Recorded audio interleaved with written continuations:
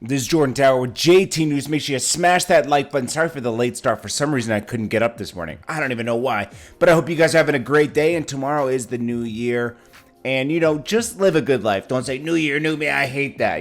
Just live a better life. You can start right now, okay? Just do that. Anyways, the debacle between 50 Cent and French Montana is coming to a head. Now, this is what I hate. French Montana, when he's talking to him now, he's using Rick Ross lingo. Remember when Rick Ross and 50 Cent were going back and forth? He's like, he keeps calling him a donkey. Be original, bro. There's nothing original in this guy. And you know what? Again, I'm going to tell you, French Montana is an ultimate hustler. He adapts to every climate, okay? He knows how to listen. He doesn't really know how to be himself. Okay, everything you see about this guy is somebody else. Max B. He didn't get on until Max B taught him how to be. He ran with the wave, which is fine. He keeps Max B's name alive, so it's very important. Listen, I'm not totally bashing the guy. There's a lot of weird, spooky things about French Montana, but I'll always say that he is one of the ultimate hustlers out of New York City, okay? So anyways, he goes back at 50 Cent. First, I love the 50 Cent one where he says, Wrench Montana, you know the vibes, messing with them old joints, get your way to him, shows him under the car, repairing the car. I thought that was hilarious. But, French Montana already lost due to the fact that he had to do a whole video talking, and I'll link the video below. He had to do a whole video showing that, okay, I don't know that could be your Rolls Royce truck. I don't doubt you have a Rolls Royce truck, bro. You make a lot of money. Nobody doubted you had a Bugatti. But the fact that you had to talk about it so much was crazy. I mean, yeah, you can afford a Bugatti. A lot of people can afford a Bugatti. Some people, a lot of people have 1.5 to 3 million. It's just the fact, are you going to spend your last or spend a lot of money on that? Are you going to spend a whole show on a Bugatti? He's probably making $500,000 tonight, at least $250 for New Year's. But anyways, French Montana says, last one, 59, where you at so I can pick you up. This is my last post about you, dinosaur. He's calling him a dinosaur. I don't get that. Then he says, had to put this up before I say I spray painted my seats. This is what happens when you try. I think he was just, I don't know why he was saying that was Pop Smoke's car. I think he was just joking because it's an older car. But, Pop Smoke used it in a music video, and it was some other guy's car that was borrowed in that music video or something. Nobody doubts that French Montana bought I don't doubt that he bought a Bugatti from 2008. Those are still expensive. They're still $1.5 million, okay? 50 Cent was making the point that it's old. You should buy a new one, okay? It was not the fact, French Montana started this issue between them. When he got the Bugatti, look at that first video. He's talking about he's the first guy in New York. Then he gets some toilet paper. And he starts laughing, and he's doing that video 3 days after 50 Cent did his Bugatti video. It's going at 50 Cent subliminally, and 50 Cent picked up on it. That's all. These guys have a history going back and forth over Diddy, like the Diddy and the Ciroc thing. He got dragged into that. And he's the one who gave the footage to 50 Cent of DJ Khaled's parents in their store back in 2009. Anyways, he said with Pop Smoking, I don't know where he get it from. I'm gonna let you see it yourself. The fact that he had to prove that these seats were different and everything shows you that he feels insecure about the whole Bugatti thing, about the whole beat. He's insecure. I wouldn't even have responded. You do one, go back at 50 Cent, and that's it. Now 50 Cent can go into his album sales, this and that. Like, he can really pull French Montana apart if he wants to. I mean, it would be very, very easy for 50 Cent to do that, being the savage that he is. Anyways, that's really it, man. And he's calling him donkey in the video. That's Rick Ross's lingo from 2010 with his problem with 50 Cent. Then we got Kanye West. Kanye West. We got 2 million. We're gonna. Oh yeah, and he also tried to go into the the Tekashi thing. It's like it's a smart move to buy Tekashi's movie rights. It's a movie. Somebody's got to make it right. But like, 50 Cent still hasn't made the BMF movie. Let's be honest, okay? So I don't know if he's gonna do anything with that. Then we got Drake and Kanye West. Drake is got Kanye West shaking in his booties.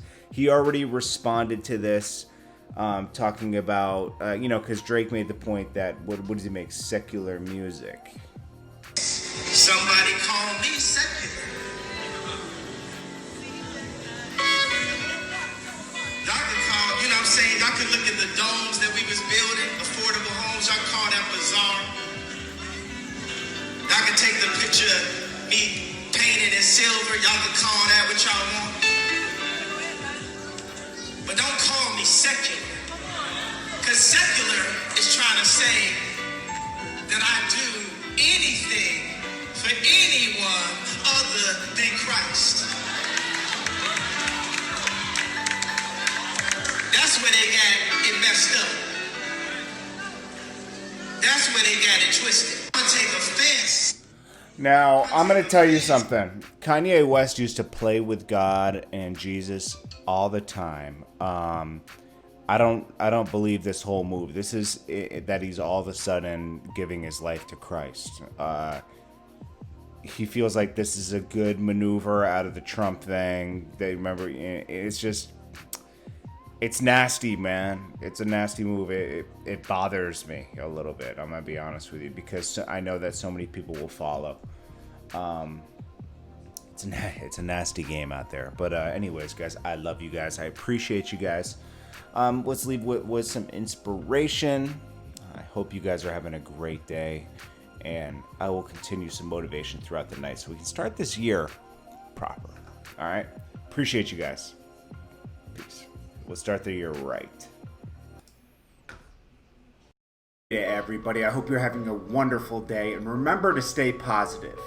Now, I'm going to say something to you, and I want you to remember this. For things to change, you have to change. For things to change in life, you have to change. A lot of people are wondering, I wonder when my circumstances are going to change, right? I wonder when the market's going to change. Or I wonder when my business is going to change and things are going to come back around. And they're not going to come back around until you change.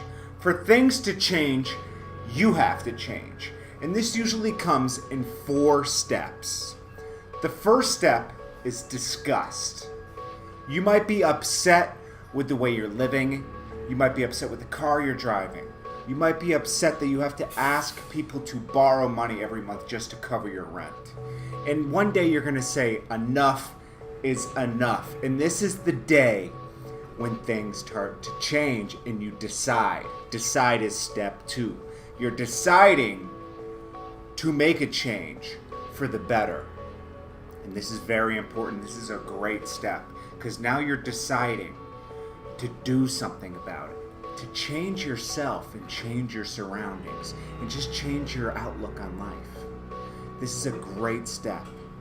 And when you do this step and you decide, you must commit to this for at least 30 days for anything to set in place and change.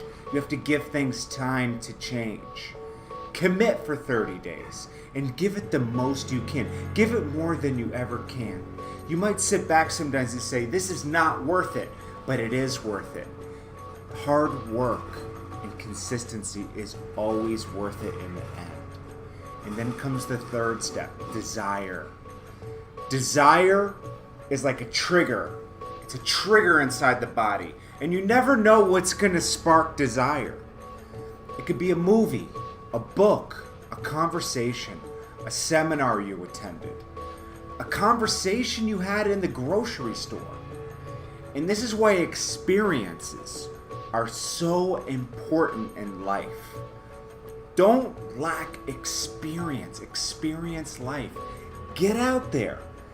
Get involved with things. Go out to that club that you don't want to go to. Stop living behind a wall, a sheltered wall where you feel safe. Go out there and do things that you normally wouldn't do. Go hike that mountain up the street. Go for a hike.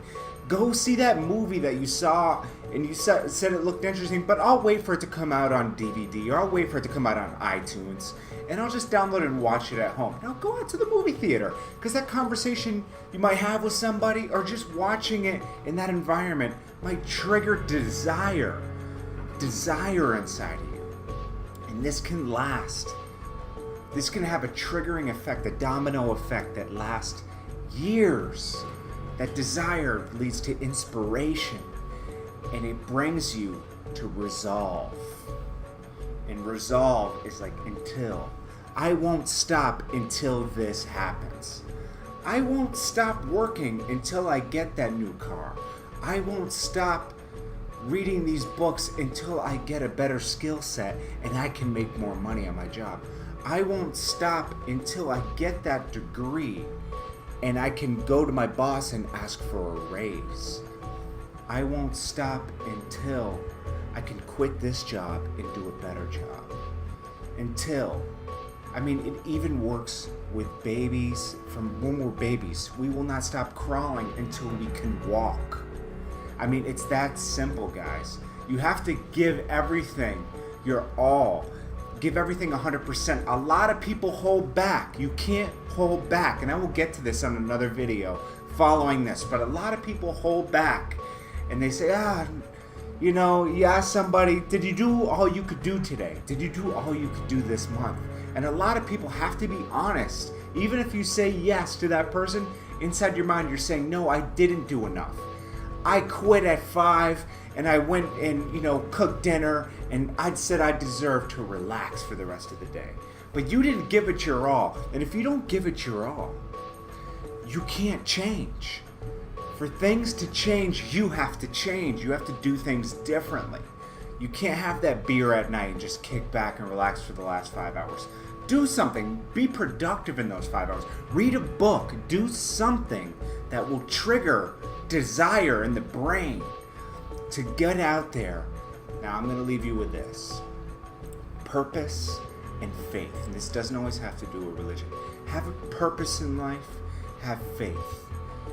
Faith is persistence. Be persistent at what you want and get your goals. Envision your goals in life and make sure you get them.